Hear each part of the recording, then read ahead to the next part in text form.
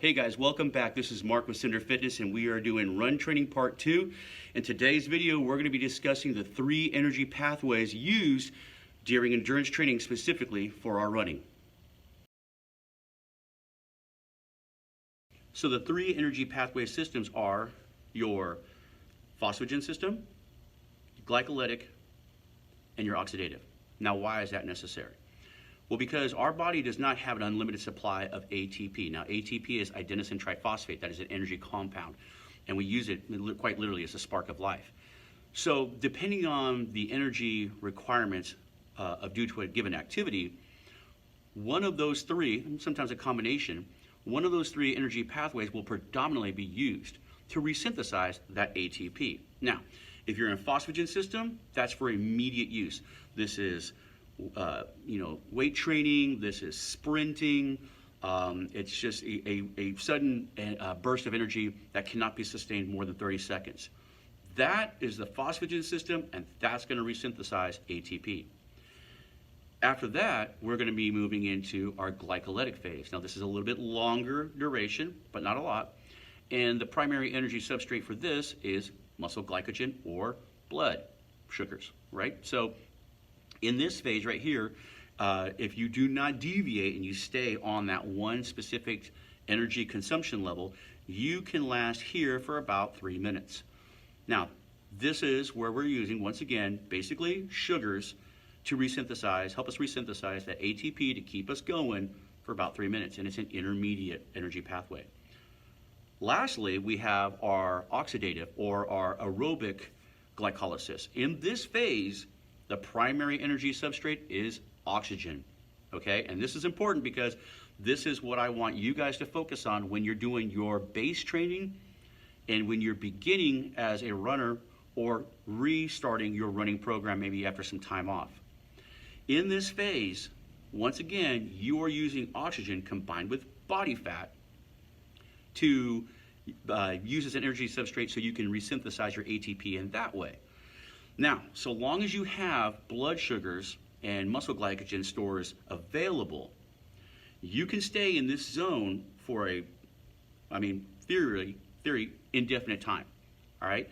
Fat burns in a carbohydrate flame. So long as you still have your carbohydrates, your blood sugar levels available, and your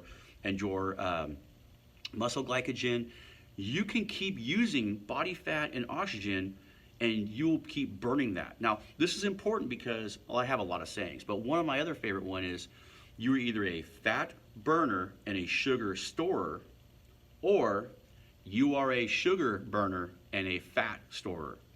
Now, what does that mean? That means that if you are primarily operating in that oxidative phase, and when there's bouts from time to time of going into a higher intensity, like for instance in a foot race, but if you operate mostly in that low-end oxidative phase, you are using your body fat as an oxygen as a primary energy source, and you are sparing your muscle glycogen. You're still going to use it, but it's just going to be like bloop, little bits, little bits, little bits, right?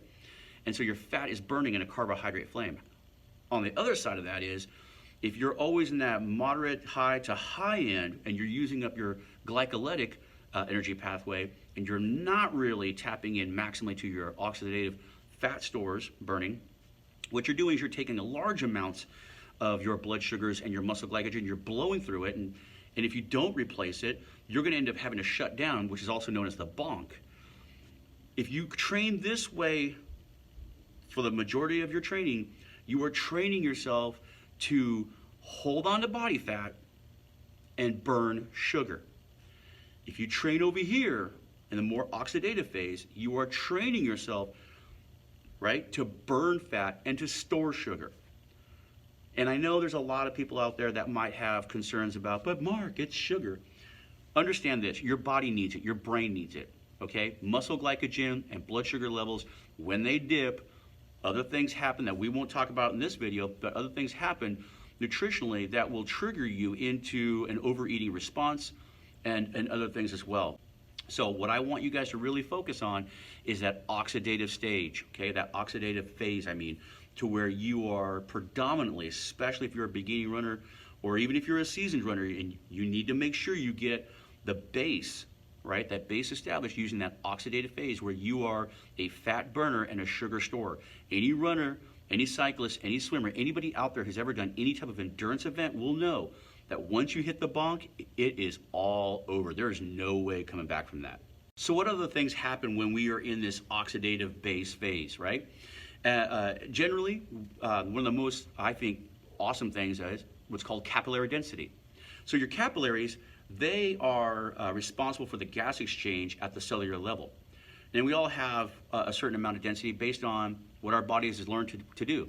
If we are predominantly a sedentary person, you are not going to have a very dense capillary network. If you're somebody who does go out and you do vigorous training and you do running and swimming and what have you, then you are going to have by far more capillary density. Remember, your body is a learning machine. It's going to take what stresses you give it, and it's going to say, okay, I get you. I want to come back a little bit stronger now because I don't want to be defeated by that. Pretty cool attitude of the body. In addition to capillary density, another adaptation that begins in this phase is mitochondrial biogenesis. Now, the mitochondrial biogenesis, or the increase of the size and number of the mitochondria, which are the powerhouses of the cell, that really gets developed further along when we start doing higher loads of stress. But it's important to note that it is still a part of the cardiovascular conditioning or the base phase. So we're going to go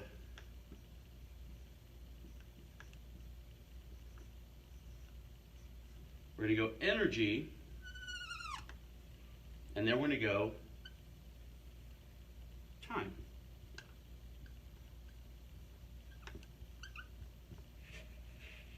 So this is high energy, this is low energy, or more specifically high energy demand, and then low energy demand, right?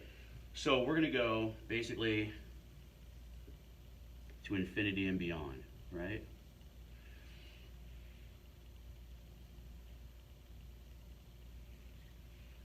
This will be our creatine. Let's change that. Looks like a G. This will be our CP. This will be our G. This will be our O.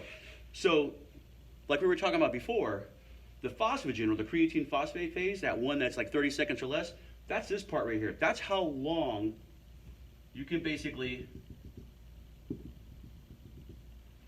that's how long you can stay with that burst of energy.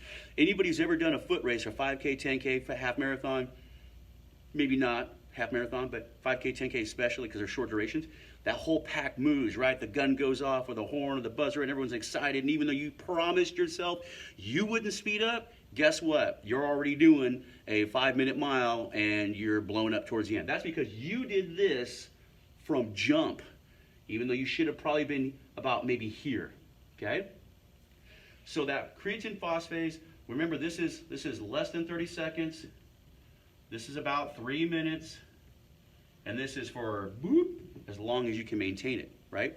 And you maintain it because in that oxidative phase, right, you'll continue there tapping into your fat stores as long as you still maintain a little bit of the energy here from the glycolytic. How do you do that? By not going here all the time and not going at the higher intensity of the glycolytic all the time. We'll discuss later when you want to do that, but for right now, what we want to focus on, once again, is right here. It's also where another way that you can look at it is we're building our base, right, of our cardiovascular conditioning. Now, for my beginning runners, I do not want you guys to focus on distance. I just don't even think about it. All I want you to do is focus on time and intensity. I want you to stay conversational. I want you to be able to stay in that oxidative phase for as long as you possibly can. And if you have to run like maybe 5 or 10 minutes and you got to shut down, that's fine. Walk it out. Make sure that you notate that in your journal about how long you went, okay? Once you're able to get to about 20 to 30 minutes, that's when we'll start paying attention on distance. We have to develop the cardiovascular conditioning and develop the mitochondrial biogenesis and the capillary density before we can build the next block on top of that guy.